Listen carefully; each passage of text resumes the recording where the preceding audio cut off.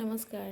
এই পিঠাখিনি বাৰু মই কেনেদৰে বনালোঁ আপোনালোকে চাব বিচাৰিছে নেকি? এইখিনি আমাৰ এইফালে আমি মালপোৱা বুলি কওঁ, আৰু আপোনালোকৰ ফালে যদি বেলেগ নাম আছে কমেণ্টত জনাব।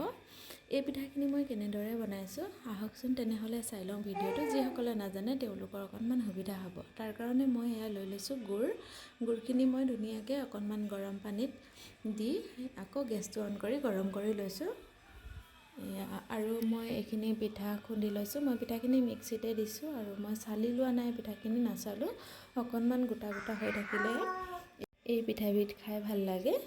আপোনালোকৰ ফালে আপোনালোকে কেনেধৰণে প্ৰস্তুত কৰে বাৰু জনাব দেই। এয়া মই চাউলখিনি এনেকৈ এইটো চাউল জোখা পোৱা এটাই, আমি পোৱা বুলি কওঁ এইটো। এই পোৱাটোৱে জুখি লৈছোঁ। এইটোৱে একাপ মই চাউলৰ গুড়ি দিলোঁ। এয়া আৰু এইটোত মই আধা কাপতকৈ অকণমান বেছি লৈছোঁ চুজি দিলে মানে খাবলৈ ধুনীয়া হয় আৰু পিঠাটো বনাবলৈ ভাল লাগে। আৰু লগতে দিম এয়া ময়দাও মই আধা কাপতকৈ অকণমান বেছি দিম। এয়া এইটোৱে মই জুখি লৈছোঁ। এতিয়া এনেধৰণে ৰান্ধিলে খাবলৈ মই ভাল পাওঁ, সেইকাৰণে এয়া মই ময়দাখিনি ভালকৈ লৈ ল'লোঁ। একেলগে এতিয়া মই গোটেইখিনি চচপেনটোত মিক্স কৰি ল'ম ভালদৰে। আৰু ইয়াতে এতিয়া মই অকণমান নিমখ দি দিছোঁ। মিঠা যিহেতু বেছি হ'ব, তেতিয়া নিমখ অকণমান দিলে খাই ভাল লাগিব। এতিয়া মই নিমখখিনি দিও ভালকৈ এনেকৈ লৰাই লৈছোঁ। আপোনালোকে যদি নতুনকৈ বনাব বিচাৰে এনেধৰণে ৰান্ধিবচোন, খাবলৈ তেতিয়া ভাল হয় আৰু কেতিয়াও বেয়া নহয়, বনাব জানিবই তেতিয়া। আৰু এতিয়া মই অলপ অলপকৈ গুড়ৰ পানীখিনি এনেকৈ দি মিক্স কৰি ল'ম। এয়া কমকৈ দিব লাগিব, নহ'লে বেছি হৈ যাবও পাৰে যে। এতিয়া মই এনেকৈ কমকৈ দিয়ে গোটেইখিনি মিক্স কৰি ল'ম। তাৰপাছত ভালকৈ মিক্স হোৱাৰ পাছত মই এৰাতিৰ কাৰণে ৰাখি থ'ম। এইখিনি মই এতিয়া ৰাতি মই 10টা মানত প্ৰস্তুত কৰিছোঁ, আৰু ৰাতিপুৱা মই যেতিয়া সময় পাওঁ তেতিয়া বনাই ল'ম। যিমান পাৰোঁ সোনকালে বনাম বাৰু।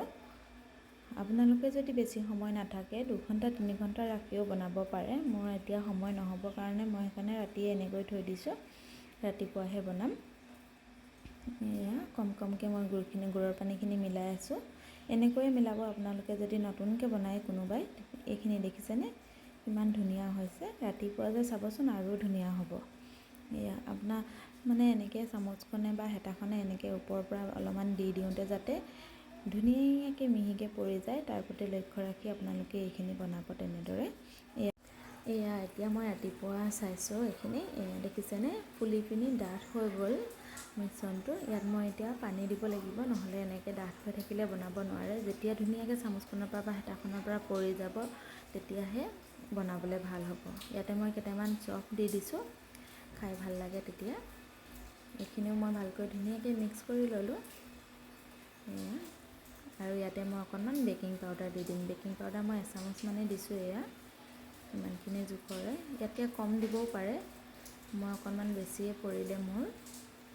এইখিনিও মই এতিয়া ভালকৈ মিক্স কৰি ল'ম, আৰু ইয়াত অলপ পানী দিব লাগিব। এইটো যিহেতু বহুত ডাঠ হৈ গ'ল, অকণমান পানী দি যেতিয়া বনাবৰ কাৰণে জোখৰ হ'ব তেতিয়ালৈকে মই ভালকৈ লৰাই থাকিম। আৰু আপোনালোকে বেকিং দি বহুত সময় এনেকৈ লৰাই নাথাকিব, লৰালে মানে বেয়া হয় পিঠাটো।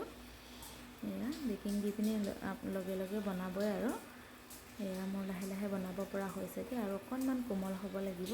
অকণমান মাজে মাজে ডাঠ হৈ আছে। এয়া হৈছেগৈ। আৰু এয়া আনফালে মই গেছটো অন কৰি কেৰাহীখন পাতি দিছোঁ। মই আজি গেছটো তলতে নমাই ল'লোঁ, নহ'লে আমাৰ গেছ টেবুলখন অকণমান ওখ যে, সেইকাৰণে অসুবিধা হয় মানে। এয়া দেখিছেনে কিমান ধুনীয়া হৈ গৈছে? এতিয়া মই গোল হেতা এপাত লৈ ল'লোঁ, আৰু হেতাখনেৰে মই ধুনীয়াকৈ এতিয়া লাহে লাহে বনাই থাকিম। আপোনালোকে ভিডিঅ'টো চাই থাককচোন শেষলৈকে। আৰু মই এতিয়া কেৰাহীখন গৰম হোৱাত তেল দি দিছোঁ। এয়া মই ৰিফাইন তেল লৈছোঁ। ইমান কমকৈ পৰিছে দেখিছেনে? বটলটো মানে কিবা এখন লাগি থাকে যে, সেইখনৰ কাৰণে বৰ কমকৈ আহিছে। আৰু এয়া মই এতিয়া এনেকৈ প্ৰথমটো বনাই ল'লোঁ। এয়া দেখিবলৈ কেনেকুৱা লাগিছে বাৰু? হৈছেনে? আপোনালোকে এনেধৰণে বনায়নে? যদি বনায় কমেণ্টত জনাবলৈ নাপাহৰিব। এয়া মই লাহে লাহে এনেকৈ গোটেইখিনি পিঠা বনাই ল'ম। ফাইনেলি মোৰ সকলোবিলাক পিঠা বনোৱা হৈ গ'ল। আজিলৈ ভিডিঅ'টো ইমানেই আছিলে। বাই।